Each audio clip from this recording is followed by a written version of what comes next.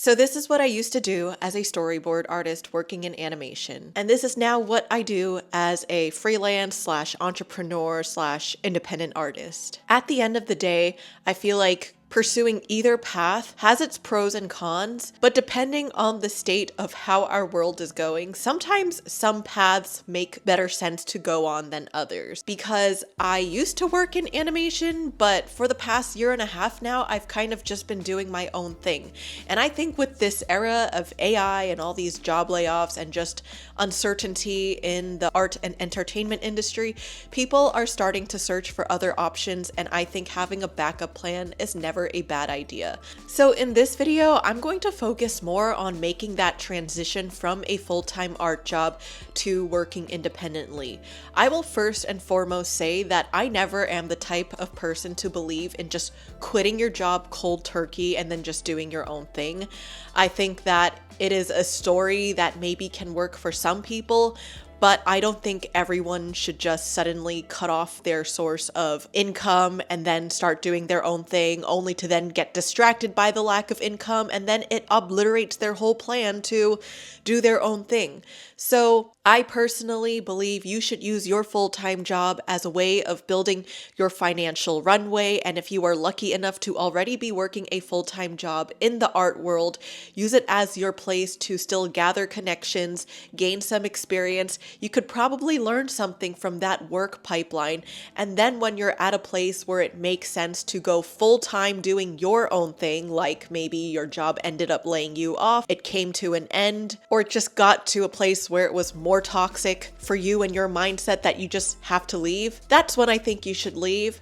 But otherwise, maybe the only other time would be if you already don't have a full-time job and you have nothing else going for you and you have nothing else left to lose.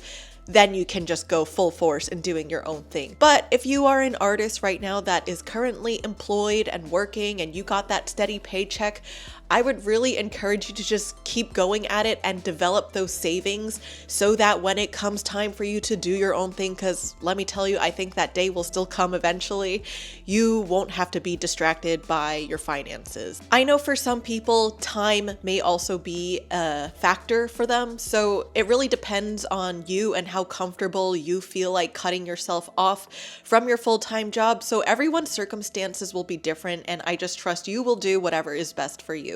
But before we dive in too deep, I'd like to thank the sponsor of today's video, AkiFlow. AkiFlow is a time blocking tool that can help people stay more organized and productive. Instead of replacing things like Google Calendar, it actually works together with your Google Calendar, Gmail, and a range of other productivity apps. So with the inbox tool, you can pretty much assign your emails to tasks you can schedule throughout the week, but I personally like to just brain dump all that I need to do throughout the week, assign a project it's related to via the hashtag option, and then drop them in my calendar. These tasks then reflect on your Google Calendar as well, and as you complete the tasks, they then show up as completed on your Google Calendar, basically like a digital calendar and a to-do list all in one.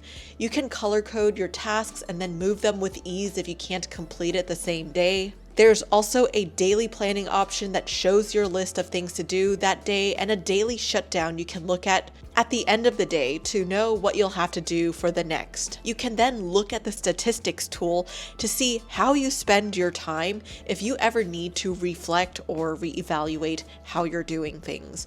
So give AkiFlow a try.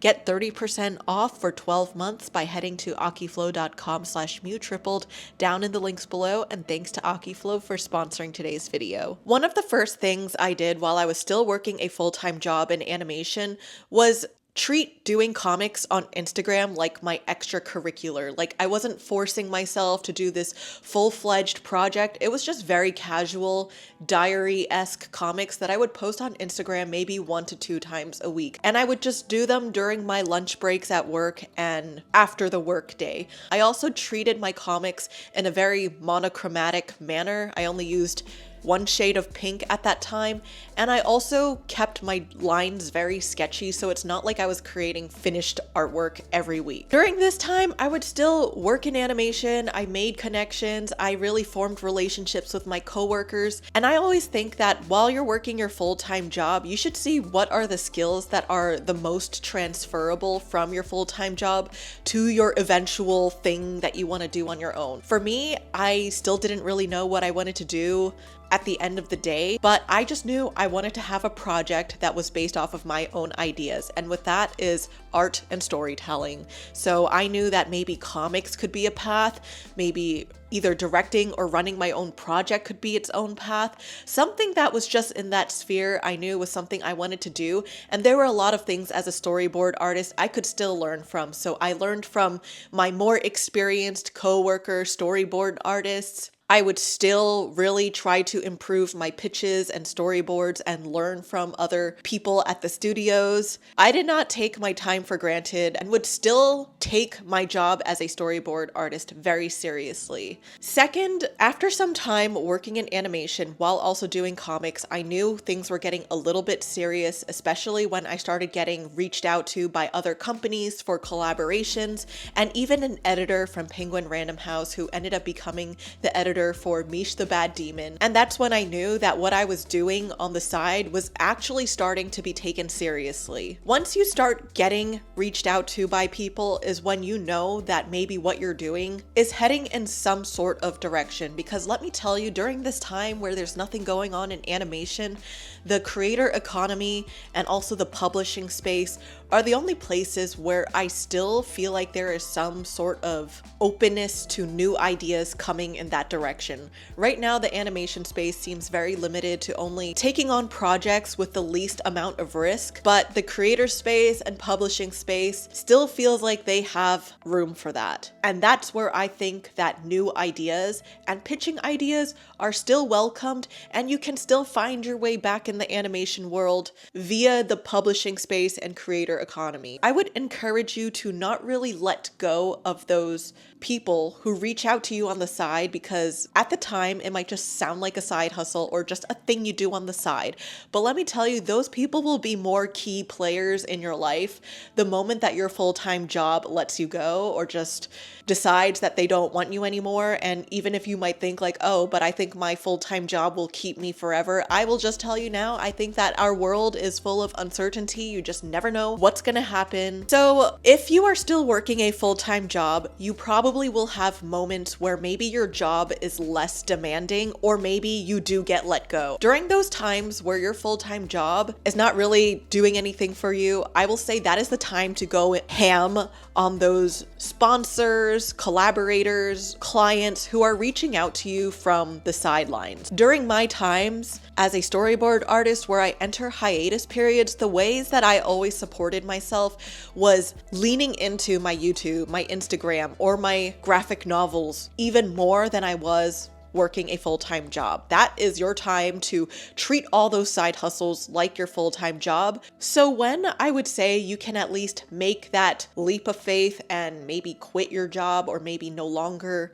really need your full-time job is when all of your side hustles can cumulatively make at least 75% of what you were making at your full-time job. This is also under the assumption that the full-time job you're working at that time is enough to be a livable income and not like $5. Like obviously if your full-time job was just making you $5 and 75% of $5 is obviously not going to let you live a comfortable life. So this is really for people who've been working a full-time job and that salary has been able to support their lifestyle. Then 75% of that probably will still allow you to get by, assuming you have enough savings and the willingness to eventually scale that 75%.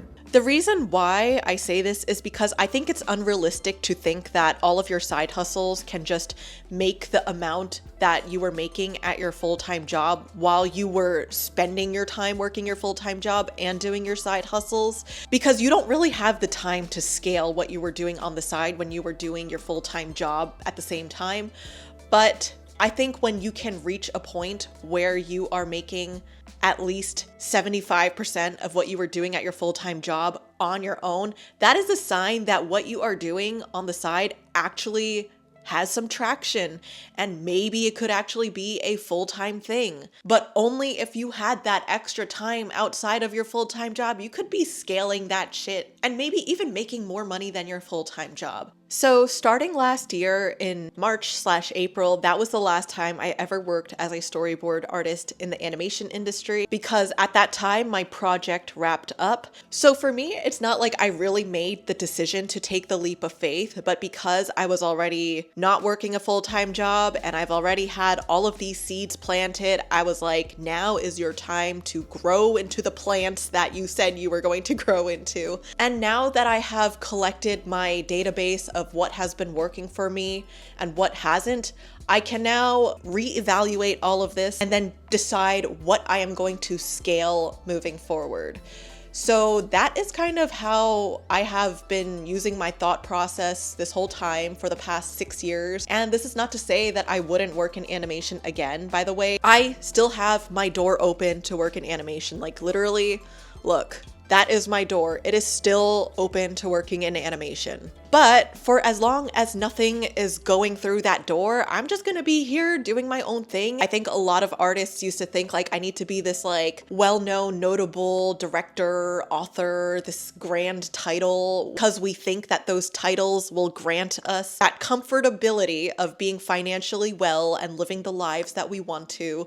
But you can still be financially well and do the things that you want to as an artist without always needing to be like this established veteran artist. And if you think about it, all of those established veteran artists are a lot older than us, and it took them time to get to where they need to be. It's also going to take us time to be where we need to be. Like, we are still blessed with the privilege of youth right now, so we are in an era where we can still do a lot of things with maybe a lot less risk. So take those risks while you can. We'll see you all in the next one.